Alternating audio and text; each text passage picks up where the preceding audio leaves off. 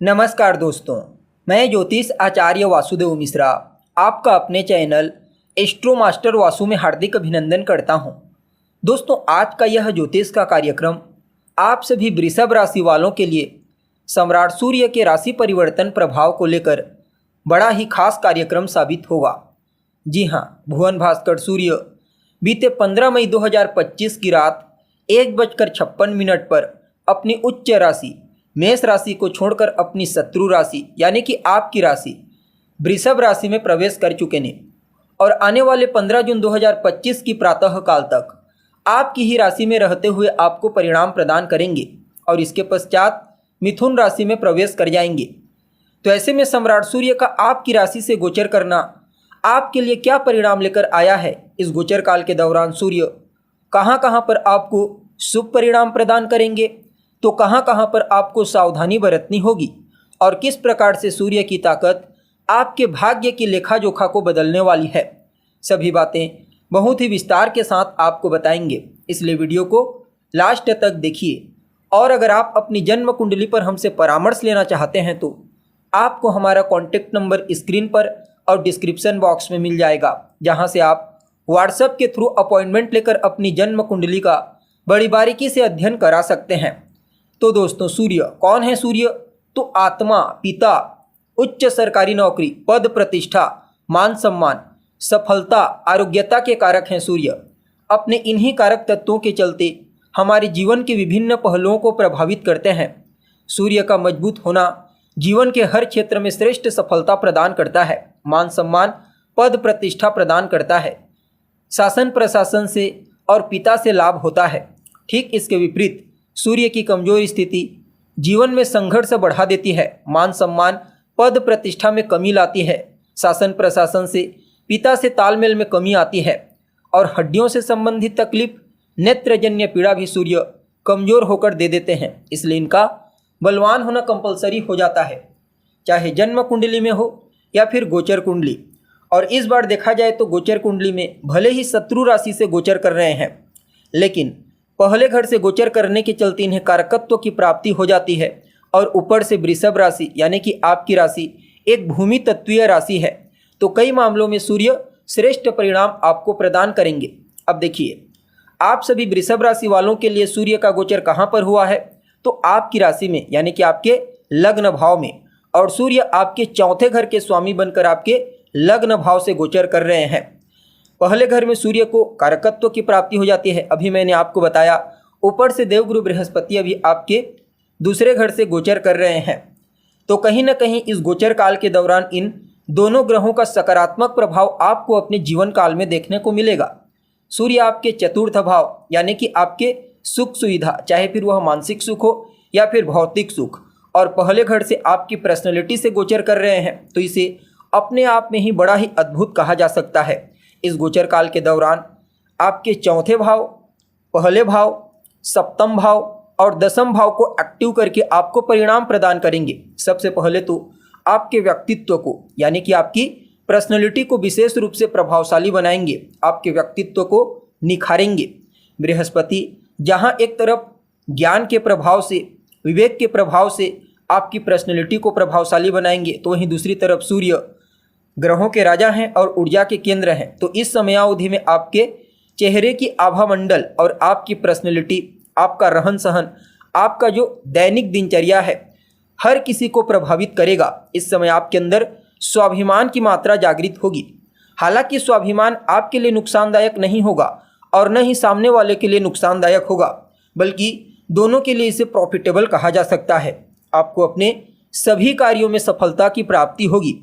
जिस कार्य में आप मन मुताबिक सफलता प्राप्त करना चाहते थे, उस कार्य को पूरा करने का मौका आपको इस गोचर काल के दौरान प्राप्त होगा। और आपके जो सुपीरियर अधिकारी हैं, आपके बॉस, आपके सीनियर अधिकारी, इस समय उनका भी विशेष सपोर्ट आपको प्राप्त होने वाला है। अगर सरकार से जुड़कर कार्य करने की आपकी इच्छा है, गवर्नमेंट सेक्टर में काम करने के लिए आप प्रयत्नशील हैं, तो इस समयावधि में आपको कोई अच्छी खुशखबरी सुनने को मिल सकती है और कहीं ना कहीं यह समय आपके जीवन काल में समस्याओं को खत्म कर देगा, चाहे किसी भी प्रकार की कोई भी समस्या क्यों ना हो, क्योंकि बृहस्पति अपने ज्ञान के प्रभाव से और सूर्य आपके ऊर्जा, अपने कॉन्फिडेंस के प्रभाव से तमाम प्रकार की समस्याओं को खत्म करते हुए आगे बढ़ने की टेंडेंसी आपको प्रदान करेंगे, जिसकी वजह से आप अपने बलबूते पर, चाहे अपने पराक्रम के बदौलत हो, अपने ज्ञान या फिर अपने कॉन्फिडेंस के बदौलत, तमाम प्रकार की कठिनाइयों को पार करते हुए सफलता के उस श्रेष्ठ ऊंचाई तक पहुंच जाएंगे जहां जाने की कल्पना हर कोई करता है लेकिन पहुंच नहीं पाता। और चौथे भाव के स्वामी होने के चलते इस समयावधि में भौतिक सुख सुविधाओं को बढ़ाने में कोई कसर नहीं छोड़ेंगे। आपके व्यक्तित्व में ये चीज़ स्पष्ट रूप से दृष्टिगोचर होगी, जिसके चलते आप अपने ज्ञान का इस्तेमाल करते हुए, अपनी बुद्धिमत्ता और अपने पावर का इस्तेमाल करते हुए भूमि, भवन, मकान, वाहन से संबंधित कार्यों को आप पूरा करेंगे। प्रॉपर्टी से संबंधित आपके कार्य पूरे होंगे। अगर आप स्वयं एक प्रॉपर्टी डीलर हैं तो समय आपके लिए धन प्रदायक साबित होगा। कोई प्रॉपर्टी सेल करना चाहते हैं, खरीदना चाहते हैं, तो भी आपके लिए समय को बड़ा ही पॉजिटिव कहा जा सकता है। इस समयावधि में शासन प्रशासन से भी आपको लाभ की प्राप्ति होगी। राजनीति से जुड़े हुए हैं तो राजनीति के क्षेत्र में आपका दबदबा मजबूत होगा। सामाजिक क्षेत्र में भी कुछ महत्वपूर्ण कार्यों में सम्मिलित होने का मौका आपको मिलने वाला है, जिसके चलते सामाजिक वर्चस्व आपका बढ़ेगा। और जो लोग पहले से ही सोशल वर्कर हैं, सामाजिक सेवा का कार्य करते हैं, उनके लिए भी सूर्य का यह गोचर विशेष प्रसिद्धि प्रदायक साबित होने वाला है। हालांकि यह बात भी आपको मालूम होना चाहिए कि सूर्य एक अग्नि तत्व के ग्रह हैं। जिस भाव से गोचर करते हैं और जिस घर पर उनकी दृष्टि होती है, उससे संबंधित रिश्तों में तनाव उत्पन्न करते हैं।